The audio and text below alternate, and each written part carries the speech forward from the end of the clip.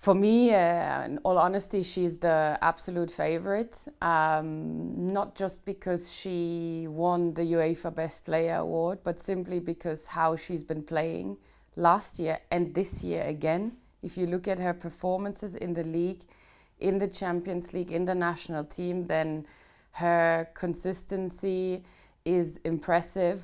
Her skill sets are so complete, and the way she leads those teams is, for me at the moment, I don't want to influence the vote, but simply another level of football.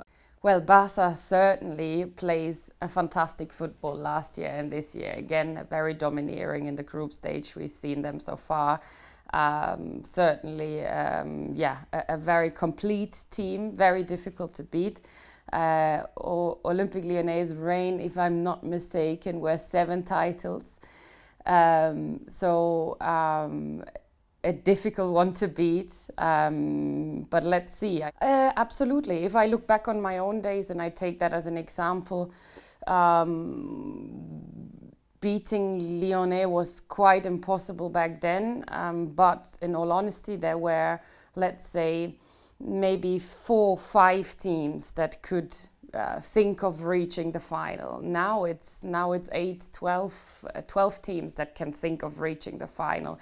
So other than the overall level that increased so much, we also see a higher quantity of top clubs competing amongst themselves for the crown. So, and that is what we want. That is really good. So for sure, also for Barca, a big challenge. The doubling of prize money, or for the Women's Champions League, quadrupling of prize money, was not, let's say, a crazy jump.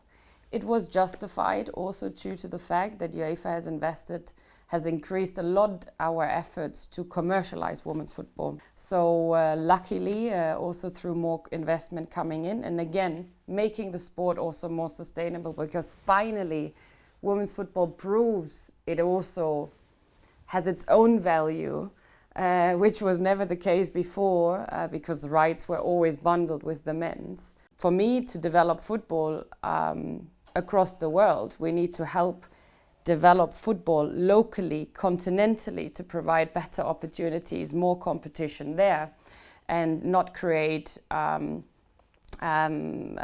biennial World Cup, which is a competition for the elitist. And just because the biennial World Cup is there every second year, it doesn't mean that small federations will play it, because that's simply not true.